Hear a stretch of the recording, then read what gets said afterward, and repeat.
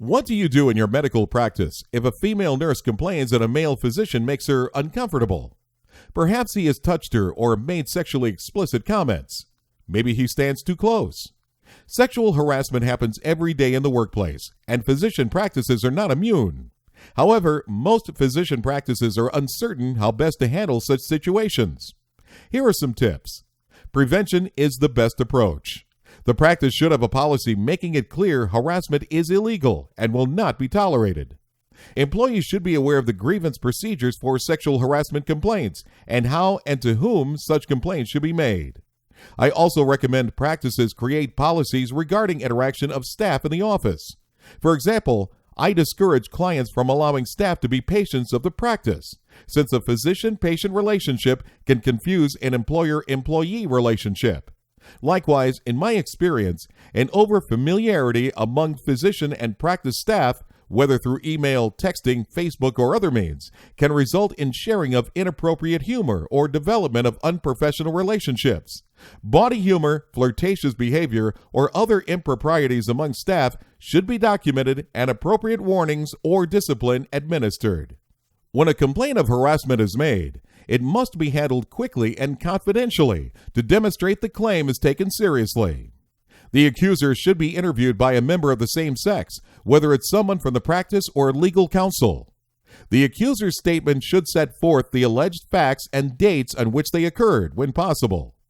Witness names or supporting documentation should be provided by the accuser, and the statement should be signed and dated.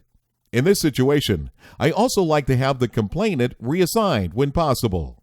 For example, if it's a female surgical nurse complaining about a surgeon, perhaps she only works with other surgeons once the complaint is made. This only works if such change does not result in any impact on salary or position. Reassignment should never be viewed as a punishment. The alleged harasser should be interviewed and provided with information regarding the alleged claims. If he or she agrees the incident occurred, the investigation is complete and appropriate discipline can be applied. The interview with a harasser should also be committed to writing, which is signed and dated.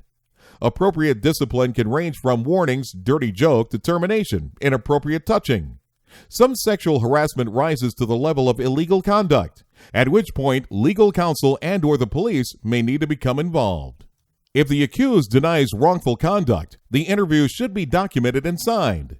The investigator will then need to talk to potential witnesses or, if there are none, others who work with the accused to determine whether any similar acts have ever been observed. Sometimes there is simply no evidence to support either party's claim. If this is the case, the parties should be informed that a decision cannot be made and that they will be observed going forward. This conclusion should also be documented. Follow-up with both parties is essential to assure any harassment does not continue. The process of addressing sexual harassment is complex. Friendly banter and affection between physicians and support staff can be offensive to some and meaningless to others. I am aware of one male employee who brought a claim because of dirty emails being sent through the office. Another physician, loved by all of his staff, had a claim brought against him because he stood too close to a female nurse, making her uncomfortable. Although his nearness was likely because of hearing loss, for which he wore hearing aids, and did not bother others, discomfort expressed by anyone must be addressed, whether the average person agrees it constitutes harassment or not.